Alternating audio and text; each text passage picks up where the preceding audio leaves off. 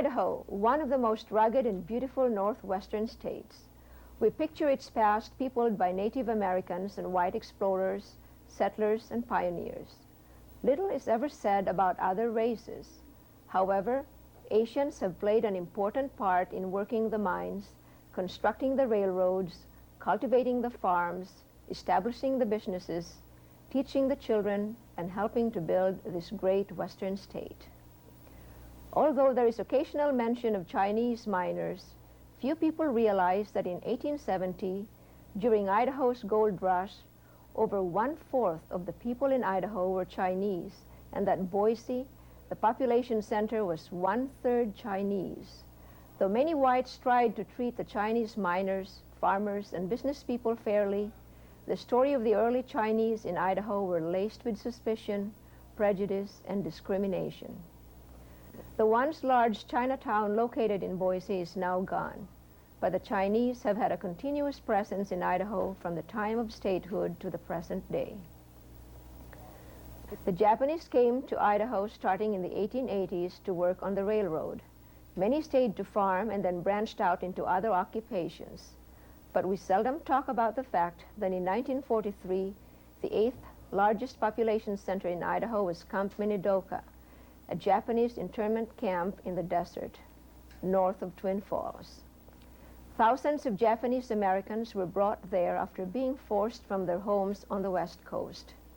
Living in hastily constructed, bare and crowded barracks, they did their best to make the area livable by cultivating gardens to literally make the desert bloom. The story continues to the present day as Filipinos and Southeast Asians come to Idaho looking for a better life. Like the earlier Asians, they tried hard to fit into an unfamiliar, often unfriendly environment, while at the same time remaining true to their heritage and beliefs. These brave and hard-working Asians show us all other faces of Idaho. This program of Other Faces, Other Lives was made by people of Chinese, Japanese, and Filipino ancestry who are members of the Palouse Asian American Association of Northern Idaho and Eastern Washington. It is a project supported by the Idaho Centennial Commission Ethnic Heritage Committee. They traveled the state to uncover some of the unwritten and untold stories of what it was like and is like to be Asian American in Idaho. Do the Asians blend in, or do they maintain their own culture? How do they raise their children? How are they treated by the white neighbors? Do they feel at home in Idaho? Are things changing for the better or the worse for them? How do children feel who are often the only Asians in their classes or school? Listen in as we raise these questions in interviews and discussions and learn about an often neglected part of the story of Idaho. Marie Li Lu came to the United States from China when she was 16 years old. She was the first Asian to graduate from the University of Idaho. In Spokane, her father was a Chinese herb doctor. In 1926, the family moved to Moscow, Idaho, where they were the first Chinese family to settle as permanent residents. Her family owned and operated the Grill Cafe, which is now the old Hong Kong restaurant on Main Street. Marie married Mai Lu, and they raised 5 children. 2 of their daughters, Mary Lu and Claire Chin, are currently teachers in nearby towns. In the 1920s, gaining the acceptance of the white community was difficult, and to this day, the Lus and Chins face occasional prejudice. But Marie and her family have found that their Chinese values of strong family unity and hard work have helped them to find a true home in Moscow, Idaho.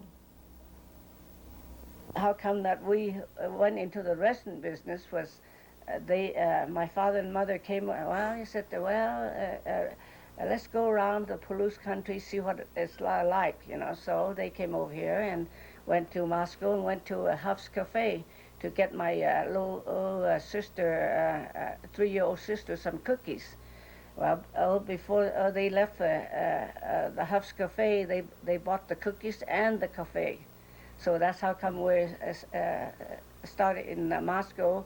We have the restaurant starting at July the 3rd. I remember that because we wanted to have the business of July the 4th.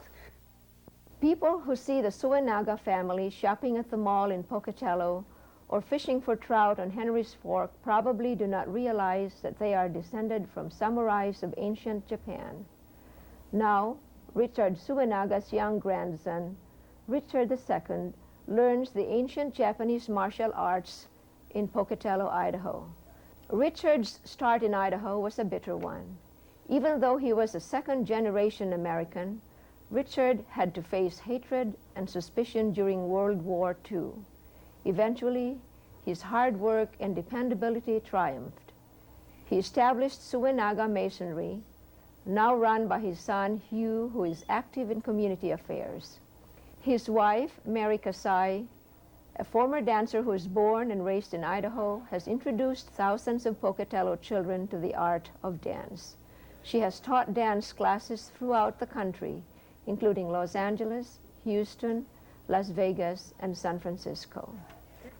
The Japanese community here, the Niseis, you know, they held dances every once in a while. Well, she didn't have a date and I didn't have a date, and a guy said, "I'll get you a good date." So that's how I got to know her. Paul and Sanaya Okamura have lived in the Pocatello area all their lives. Paul is a retired farmer, having taken over his father's truck gardening business. His father was killed in an accident while helping a neighbor put out a fire. Sanaya is a retired elementary school teacher. She is quite proud of her teaching record and pleased that she received kind words from her former students and their parents. The Okamuras were founding members of the Pocatello chapter of the JACL, the Japanese American Citizens League. The Pocatello chapter was established in 1940, and Paul Okamura was president in 1941 when it received its charter. One of the slogans of the JACL is "Better Americans in a Greater America." The JACL has 900 members in the Intermountain District of Utah and Idaho and 113 chapters nationwide. There were a lot of Orientals working for the railroad. And however, my father didn't work for the railroad, I don't know, a couple of years or so. And then he started a little truck garden on the edge of town. And as the town grew, he had to quit his little gardening project, move farther out away from the city, and went into general farming too. Seiji Hayashita was brought to Idaho during World War II when he was ordered from his farm in Bellevue, Washington, and relocated in the Minidoka internment camp. After the war, Seiji settled in the Nampa area. He eventually became the first Japanese-American bowling center proprietor in the state of Idaho and possibly in the United States. His son, who was born in the internment camp, is the first Asian-American teacher in the Nampa school system and was recently voted outstanding educator. For many years, Seiji did not speak of his experience at the internment camp, but now he feels it is important that the story be told and remembered. He was one of those instrumental in the Idaho Centennial Project, establishing a memorial and plaque at the site of the Minidoka camp, and he was present at the groundbreaking ceremony there. That $500 separated whether he was going to buy that farm or lease it. We kept leasing it, year-to-year lease. So when I went back, everything that I had left, farm equipment, furniture, household belongings, you know, because we was only allowed to carry a suitcase apiece. There was somebody living in the house, not the person that I left it in charge of. He showed me a government bill of sale for everything. So I couldn't, that was an irrigation system, all the little farm tools and stuff. So I'd go back there and had to start from scratch. There was nothing there, so I stayed out in Idaho. That's how I happen to be. One of the few that was from Bellevue. In fact, I'm the only one from Bellevue that's still in Idaho. Filipino Americans are often called the invisible minority. They seldom congregate in special neighborhoods like Chinatowns and Little Tokyos, as their Chinese and Japanese counterparts often did. Unlike the Chinese and Japanese, early Filipino immigrants came from a territory of the United States, and they were brought up saluting and pledging allegiance to the American flag in grade school. The first Filipinos to come to the United States mainland in the 1920s were mainly farm laborers and house servants. But latter-day immigrants are largely college-educated and are most prominent in service fields such as medicine, engineering, and administration. Currently, I'm an administrator with the Department of Agriculture. In my work, I deal with the legislature, with the farming community, the commissions in the states, potato commission, bean commission, alfalfa growers. I'm involved in certifying Idaho products to be exported to different countries.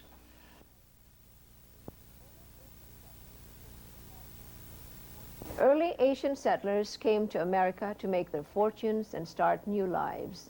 They did not find the streets lined with gold, but they did find the streets lined with opportunities. After the first generations established themselves, they looked to education to help give their children better lives. The earlier Filipinos that came, I think, is the equivalence of what the Mexicans are now. They were the laborers. That was the first wave of migration. Well, when we first came here, really, I was lost. Because when we came here, we saw only, well, my son was the only Filipino here. But then, a month later, we saw another Filipino married to an American. Then, from there, I tried to inquire where Filipinos are, if there are any Filipinos around. When we were having about, say, maybe about 5 or 6 families, we started to have, he inspired them to, that we should be having a community. I think most of them that came over, our parents that came over, they were looking for a better life. I think like most East Bay parents, they came with a dream of making and saving money quick and going back to Japan. I think that was their intent, from what I have gathered, talking to older people, most of them who are gone. My dad died at the age of 60, so I was 21 at the time. But he told me that that's what he planned to do. But in the meantime, money didn't grow on trees like they thought it was going to be. So then he started a family. So, you know, they gave up the idea of going back. I think that's probably the way most of the families that settled here. Some of those that came a little later to the country before immigration was stopped, some were educated people, and they started businesses when they came here. But the very first ones that come over started working on farms, started working on railroads, started working on coal mines, mining. About 1920, the winter of 1920, I remember it was the winter time because the first time I saw snow was when we came over by boat into Seattle, the port of Seattle. And I saw the snow. I said, well, what's all this on the ground, you know? Well, they explained to me that's snow, and that's the first time I saw that. And then my father went into Seattle to bring us back to Spokane. And then the first thing after we got home was I heard my father talking in the next room. I knew there was nobody there, you know. I can't understand what he was doing there. So I went around, and he was talking on the telephone. That's the first time I knew about the telephone. So about later on, in I think the first semester in 1921, I started in the grade school at the Hawthorne School in Spokane. I was just so thankful that, you know, my grandparents, both mom's dad, and also Grandpa Lou had the foresight to leave China and to give us the opportunities that we had, you know, for being Americans. It was just, I mean, it was just unreal. I just could not have imagined myself growing up in China. The United States has the best opportunity for everybody and anybody. I know one thing. If a person is healthy and they're willing to work, they never have to starve. Not in the United States. I feel good. When I was growing up, there were a lot of people who went out of their way to do a lot of things for me. And without those kinds of things that other people did for me, I don't think I would be what I am now. So I was born in Buell, Idaho, which is a tiny, tiny little community. It's still tiny. My folks had a restaurant there. And then from there they moved to Shoshone and eventually moved to Blackfoot. And we had a restaurant there. Then later on, during the Depression, they had to give it up because of the business, you know. And they kept going in debt, so they finally gave that up, and then we moved to Pocatello. He came over more or less to make his fortune, as I think the general people, the men especially, did at that time. My father came over from Japan when he was just a young fellow, about 16 years old, and he never ever did go back. My mother came as a picture bride. So I don't know whether you're familiar with that, but you know, pictures were sent back and forth. But usually the family. About when was that? What? About when was that? About 1918. And usually the families back in Japan knew each other, or because they would say, now, if your son would marry my daughter, or, you know, so on and so forth, you know. So that's how come the pictures would start going back and forth, and they would correspond. So my mother came over that way. I think a student here who wants to go to college is highly motivated, would have a better chance of going to college and finishing college than one who's in the Philippines who wants to go to college and doesn't have the resources to go to college, even though he's highly motivated. I mean, the chances are he won't go and finish college.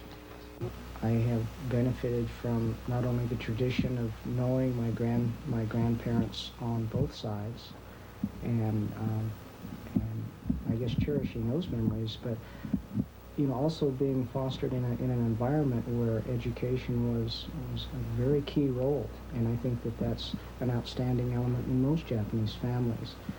But it's not a direct education, so to speak. It's an application to life. My parents would share going to where we would travel, and it wouldn't matter whether it was from here to Blackfoot or to a foreign country, and they would save up and they would give my sister and I the benefits of traveling. And they taught us that probably 99% of our education would come through travel and learning to deal with people and their circumstances. But they were, I guess, smart enough to qualify that statement and say that without a formal education, we'd never truly be able to appreciate those experiences. My husband Mai had always enjoyed, and he really believes in education. And through his effort and persistence, many of our Chinese friends, older friends in our generation, not quite as modern as we are, they're not graduates of college, but they are good people, and we try to persuade them to send their children on to school. We have been persuading our friends in Spokane, Walla Walla, even in Pullman, you know, to send their daughters to school too. The Chinese attitude is that, well, our daughter's going to be married into her husband's family. why should we spend the money to educate our daughters when they're gonna live with the other family anyway? But we always tell them that it doesn't hurt for a girl to have a good education and be able to support herself in case of necessity. That then she does not have to obey and do what their husbands want them to do. We tell them studying is their first job right now. That's their main job. Later on, they'll have their own job, which is probably not studying, but right now their main job is education. The various Asian groups have different views on intermarriage. Although many of the first-generation Asians strongly preferred their children to marry within their respective groups, life in America has led to many intermarriages. Succeeding generations have had to struggle to reconcile their parents' values with the realities of life in Idaho. That going to school is going to school, and you have no time to be dating. And so he said, well, wait till they're at least a junior at college before. And, well, he didn't let me date as a junior. No, but he didn't again, like to have you do it, but he did not forbid you to do it. So, yet I was married by the time I was a sophomore. I know. In other words, he'd let us go out as long as it's the right person, right? And the right person had to be Chinese. not that we have anything against the American people. That it is much better if you do marry within your own race. You have a background together, the same background, the same the same cultures. Right. And the same ideas that the Chinese people have. We have heard that Filipinos have a very high intermarriage rate. Can you comment on that? That's what I can see. That's what I can see. Because my son is married to an American. And my other son is married to a Japanese. And my other son is married to American. I mean, my daughter is married to American. They don't have the pictures here. Yeah, she's married to American. So that's what it is. They're all. I don't have any pure Filipino children. Why do you think that is so? How do you feel about that? Yeah, good question. Well, the reason, I really can't say anything about that, but I think the reason is that we don't have many of our people in here.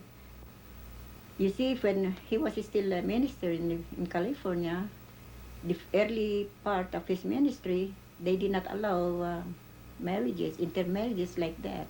Yeah. So he cannot marry. So we have been bringing these people who wants to marry another nationality to Reno. In fact, we have brought about 7 of them. Is that so? When you say they, can you clarify that? Who would not allow intermarriage?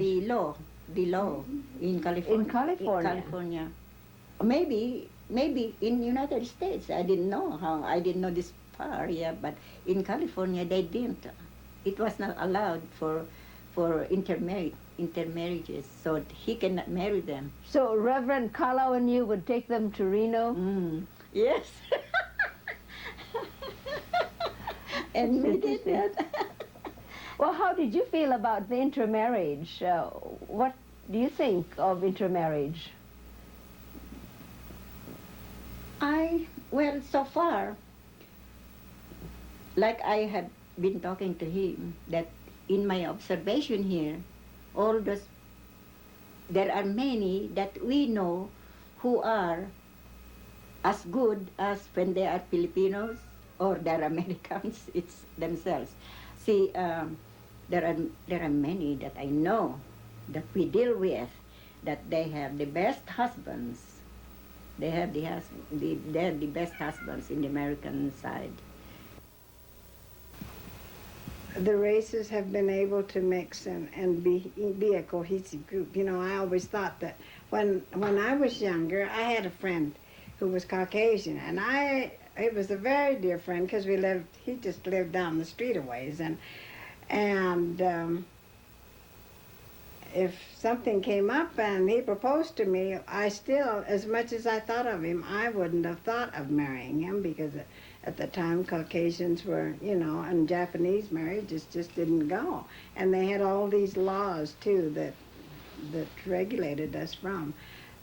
So since that time, it's really been almost a complete turnover, and because we have children in his side of the family and mine too, who are married to Caucasians and doing very nicely. And I think just as much of the daughter-in-laws as if they were Japanese. And I think the grandchildren, naturally, they're just your grandkids. They're just extra special. And like you say, we've got blonde, not well, darn near blonde, but blue eyes and curly hair. You know, I said I've often wondered how Mother would think if she saw a curly-haired granddaughter or grandchild, because in Japanese always have straight black hair. And here we have all our grandchildren who have pretty curly brown hair, you know, beautiful, all his complexion and everything. And somehow I feel like that the offsprings of an intermarriage, the children seem to be stronger and, well, healthier, better in stature. They're taller, they're better looking, they're much more intelligent in school. I mean, all the children, you know, have done very well in school. So far, so they always talk about hybrids, you know, the first strain of a hybrid being so good, whether it's wheat or corn or whatever. I kind of think that with children too. Each of us, when we graduated from high school, went to Hawaii for a summer. Get a And of course, chance we to. had been raised, you know, amongst, you know, in Moscow, in essentially an all Caucasian community. Atmosphere. And so when I went to Hawaii, it was the first time I had been immersed into, you know, a multicultural setting. And I realized when I came back that my dad was right, and that I would marry within my, you know, at least within the Orientals. And so then Leonard and I started, Leonard already was working on his master's, and so we started dating when I was a freshman in college, and I was married at the beginning of my sophomore year. And I really feel, and you can ask my own children this because they've also gone through this, but I still feel quite strongly. You would say you're raising your family, you and Leonard, and according to the more traditional Chinese way. Well, from the standpoint of who they marry, okay, and who they want to make lifetime commitments to as far as a family. How do you feel about that? I don't know. I've never thought about it. I just kind of think about more of getting through college and finding my own career before I even think of having somebody else to marry. They have a lot of priorities as to what kind of guys that we date. They would want us to marry a Chinese and in our race. I agree, I see their standpoint, but it's a modern world, and you're living in a white world, so I think of myself as both Chinese and American and white and stuff. Ludi's parents were, I'm sure, a bit apprehensive, more for her sake, I think, than mine. Right. They were concerned that she wouldn't finish school, that she had been a valedictorian and all of these things in school, and they had great aspirations for her. She had great aspirations, and they thought when she married somebody from Caldwell. Yeah, somebody from Caldwell, Idaho. Where's she gonna go, right? So I think it's worked out all right. Do you agree with that? I think it's also, you know, parents never tell you really what, you know, how they feel. I mean, it's part of the culture. They infer, right? I mean, it's all infer. And I think my mom has inferred to me that when she grows old, you know, I won't be there as a girl. You know, usually the woman takes care of your aging parents, and she was quite apprehensive about that I won't be around. Of course, because in my, you know, I'll follow my husband. Is that what she was worried about? So how is it now? She comes every 2 years, sometimes with my mom or with just, I mean with my dad, and she comes and visit, and I tell her, you know, when she needs me, I'll be ready, you know. And she likes being around my kids too, so that has worked out really well. My mother would have been worried if I married somebody else. Just, you know, be sure you know what you're doing, be sure it works. No specific. They were afraid of divorce because they had the idea that everybody in America gets divorced. At the time we were going to get married, another one from Los Baños, my hometown, was in the process of getting divorced with his American wife, who happens to be a good family friend. So that was something that my mother asked, well, are you aware of this? Are you aware of that? I, of course, said yes. But like any idealist, it never happened to me. All Asian groups have experienced forms of discrimination. In early days, there were laws preventing Asians from becoming citizens and owning land. Prejudice was extreme against the Japanese Americans during World War II.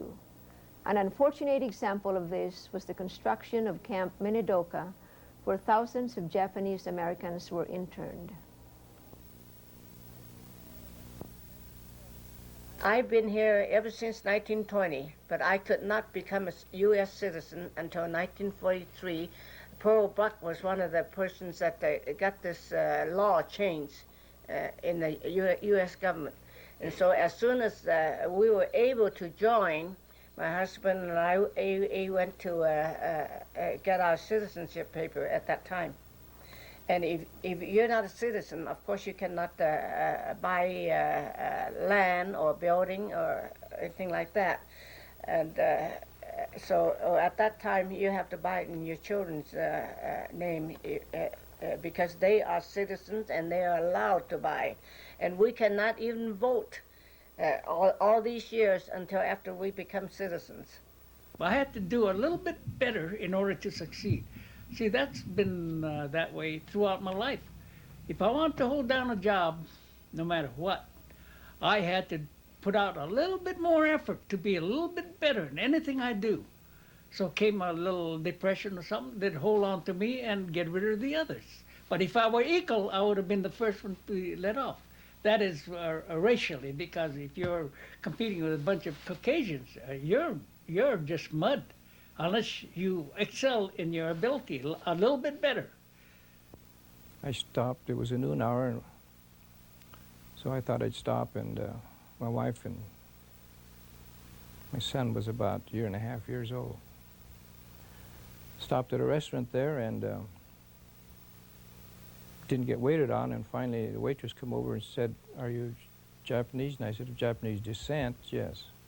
"Well, we don't serve you, so." I think she was more embarrassed than I was, but we left. Well, one day when there was a junk in there, he saw us eating. He got on the table and started preaching. He says, "We got to get rid of them. We got to kill them. They're causing us a lot of trouble." That was us. We had nothing, just a fork and knife. And the guy I was with, he was a Manzanar too. And I told him, I said, "You know, we're going to be attacked not by one person, but the whole mob in here." When they call me names having to do with my race, it takes me more personal than if they tell me that I'm ugly. So because you are aware. I think it takes me, it bothers me more because they're insulting my whole race. They're insulting my whole background and what I believe in. Dean French was the dean of women at that time, you know. She had a good talk with my sisters. Says, "Well, you mustn't go out with American boys too much, you know. I mean, But of course, my sister didn't go overboard, but she have her regular friends, and they said, well, if the other students can keep their boyfriends, why can't I you know, go out on dates with them? I've always felt like I've been special because I'm Oriental, because I'm Chinese, and I've always felt it all the way through school. If in the classroom they would recognize, they would know me first, but before they knew all their other little faces in the room, they would know my name first. They would know, you know, their expectations of me, that they would know me first. So I always considered it special. I always thought that I'm so special that everybody's going to notice me. So to me, it's never been a negative discrimination. It's always been positive, and it's, you know, and this is my experience with it. And therefore, when kids call me names, it's just the fact that they're noticing that there's something special about me. When I go to staffing, I know people, if they, you know, initially they have a hard, they would, I don't think it's making fun, but they would call attention to, like, to some, how I would pronounce some words. And I, you know, I think, I don't know, I've never experienced that before. I was an exchange student before, and it wasn't that, you know, not much attention was given at that time. But here it seems to me that maybe people are not used to other cultures as much, or, you know, like we were saying before, there's that veneer of discrimination maybe to other than, you know, to a culture other than your own. But I could see that he just, instead of heading for San Pedro or San Francisco, we headed east. And I knew we were going to Mexico. I knew how to navigate to. Like me, I had a skipper's license when I was on the tuna boat. And by doing that, it took us about 15 days to get back from Hawaii. But we finally ended up in San Pedro. See, our home port was in San Francisco. Well, we got in okay. But then, you know who was waiting for me? Guess who? The FBI. You know, about a dozen of them. They come up and they grab me and says, now, don't you get away. You're going to get off this ship. I said, we don't trust you. But did you know that all the Caucasians deserted us? Ones I knew for years. Well, the propaganda was that the Japanese were treacherous. You cannot trust them. They all believe that, see? I'm proud to be a Japanese American now. I wasn't, I was always proud of that, but it meant a lot of trouble during the war years. But having weathered the storm and went through all the troubles and getting through it, you know, in good shape, I always say that I'm proud to be a Japanese American. This is roughly around 2 weeks when a definite word came that we had to leave. We weren't going to be able to stay the summer. We had talked about it ever since December 7th. But it was middle of May when I left, and we had just about 2 weeks notice to get everything in, to get all your business in order, dispose of anything. I sold a refrigerator for $5. Sold a pickup, 1936 model Ford pickup for $50. And a man who was, I considered a good friend, traded with him at a service station. Well, I figured it was a good friend. He said, I will send you the other 25 when you let me know when you get there, your address. Which I did.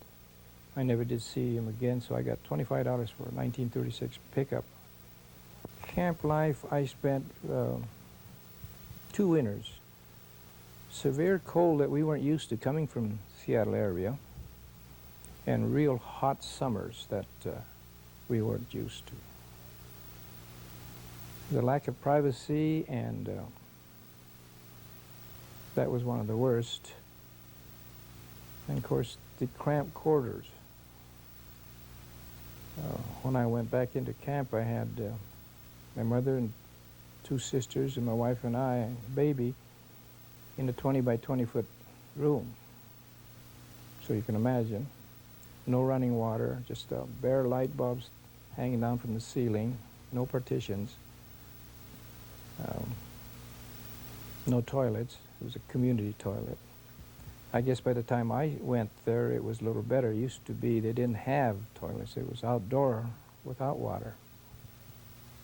Those that went and opened up the camp in Minidoka had the worst of it. It was dusty when they got there in August, July and August. Dust and ankle deep. Then in September, October, the rain, snow came, and it just got mud. You'd leave your shoes in the mud, you know, I mean, it'd slip off if you... But it was a hellhole. How did you feel about it? Well, I felt that I didn't think it was right, really, because it was, they were supposed to be citizens, and to be put into a place like that, you know, I guess I more or less thought that they were entitled to more than that if they had to be put under some kind of security, but so I didn't think it was at all fair. I gotten over the disappointment I had and went through the hardships I went through on account of evacuation. But there are people that need to know, and people that would understand if they got the story. But if they just read propaganda and listen to it and never been told, they would carry that on. They'd be teaching that to their children and continuously grow. This experience that we went through should never happen to any group of people. I think this monument is long overdue. The Japanese American Citizens League supported it with money. We support it as an educational tool. We support it as a reminder to all Americans of America's rather sordid past. You, a youngster, don't realize that. Any of you don't realize what happened to us. I know that a lot of people at my school do like me, but they always know that I'm there for them when they need me. Oh, that's nice. Do they know that you're half Japanese? Mm-mm. No? Mm-mm. I didn't tell them. No. Do any of the kids that you play with give you trouble because you're half Japanese? No, but there's one kid who did when I was at my little girl's school. But that wasn't because you were Japanese. That's just because you were being a kid. I was only 3 years old. If there's any discrimination right now, it's probably more in a positive way than a negative. I think those that are still continuing to discriminate are probably a little bit ignorant of the facts. You know, when I say a positive discrimination, I think because of my father and people like him and our grandfathers, they earned the right. They earned that respect, I think, from this community and the country in general. And so, if anything, it's more a matter of pride now to be Japanese, because so much more is expected of you. But it's a wonderful challenge that I think that we're, as a race, I think we're up to. How are your children doing? Are they being discriminated against? No, I feel that they're looked up to. They adapt and they accept all of the different races very, very well. In fact, you know, one of the things that I'm happy to say is that when someone else, for example, a black, is discriminated, my children can't understand that, and they usually side with that poor, unfortunate child. As long as the country realizes that we need immigrants to help us in our industries, our labor supply, I don't think it will happen. But when that happens, though, then we probably have some people in Washington who don't realize the significance of keeping our industries moving or keeping our society far developed or far more developed than other countries like Japan or Europe. They look beyond what color you are, what race you are. They look for the person. They definitely do. So, I mean, sure, you'd have some people, you know, look at the outside. I think as try just as any other person, because we've been friends for 2.5 years now, and no difference, really. As time goes on, Asian families have had to compromise between maintaining the traditions of the past and adjusting to the culture of the present. Each group, each family, and each individual must find a comfortable balance between these two forces. They used to have what they call Japanese language summer schools here before World War II.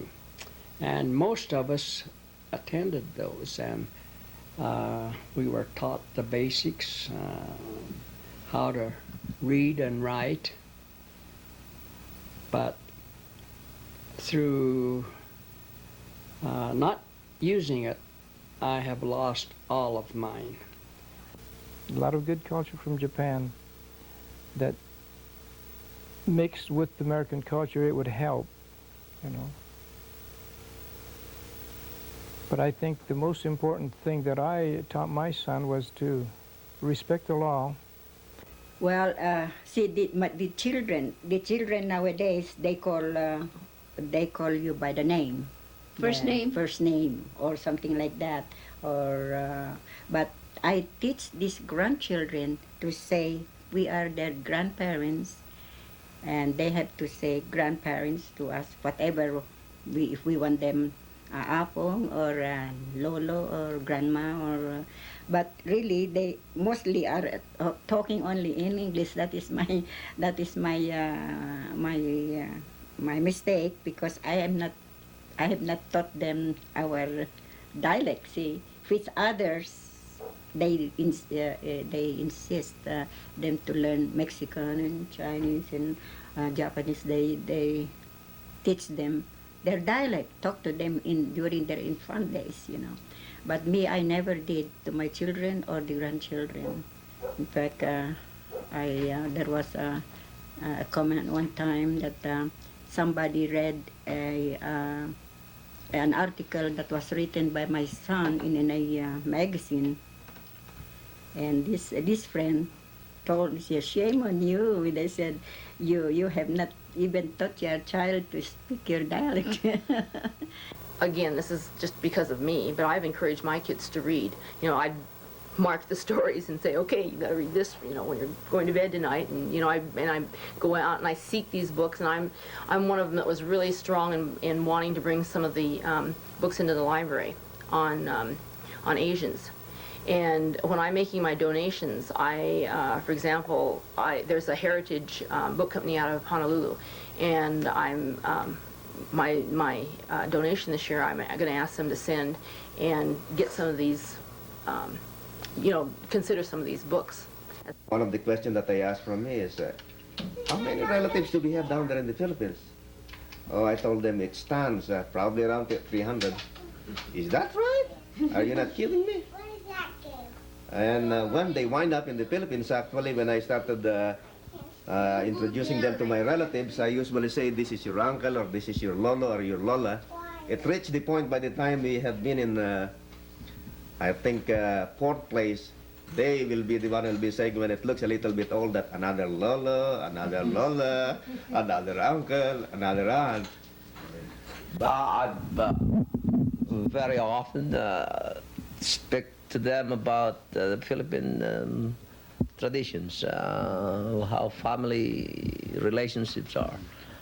Not with the idea that, hey, you got to follow this. Essentially, you know, this is how I was brought up. This is how things would have been in the Philippines, or at least in my specific community. Again, as I said, not specifically, hey, you got to follow this because this is the Filipino way. More sharing my experience with them. Be up to them to make use of that lesson or phase of life as it would be adapted to their society now, or to the place where they live. David is very interested in it. One of our older kids is quite interested in being aware I guess you'd say, the Asian part of his heritage. Her telling us what the stories were, we understood how they thought and how through those stories I learned the culture of our background and stuff. It was really good. They don't perceive themselves any different from the other kids, and I think that's a very healthy attitude, you know. And I think they can weather anything, you know, that will come their way, having that kind of an attitude that, you know, I'm not different from, I'm a person like you, basically. Now, I'm not saying they're colorblind, but, you know, they know their heritage, but they're also asserting that I'm a person first before I'm a Filipino American, you know. And I think that's, you know, and I'm glad I'm hearing that from all these kids. Growing up with my parents, it was a fairly typical American family where there wasn't a lot of real closeness, and when you got to be 18, you left home and you rode every so often and went back on major holidays, but there was not a real closeness. And going to the Philippines, it was really an experience being able to share that real tight cohesiveness that extends clear into people that you barely even know. And that was very powerful to me, and I don't want my children to lose it. They have a sense of obligation and responsibility, and I've tried to impress that on my children. Not to forget when someone does you a favor or helps you in any way. America has often been called the melting pot, where immigrants from all over the world assimilate into American society, losing their original cultural ties. Our interviews with the Asian Americans of Idaho fit better with a more recently proposed metaphor of a tossed salad, where each element retains its own distinct flavor, but all combine into a single delicious experience. Certainly, Idaho has become richer because of the contributions and hard work of the Asian Americans. Obtaining acceptance and recognition has not been easy for them. But in spite of the struggles of starting life over in a strange land and the pain of the prejudice they have had to face, the people we spoke with place a high value on the beauty and advantages of the state in which they live. One constant theme heard in all our interviews was that Idaho is my home. That I'd rather live in Nampa than anywhere else, or in Idaho someplace than anywhere else, especially western Idaho. As far as Pocatello goes, I think it's a good town. I wouldn't be anywhere else. I feel that Moscow and the University of Idaho and Washington State too help our family to be what we are. And Idaho is a very good state to be in, and we lived in, my parents and I lived in Washington for 6 years, but really Moscow is my home.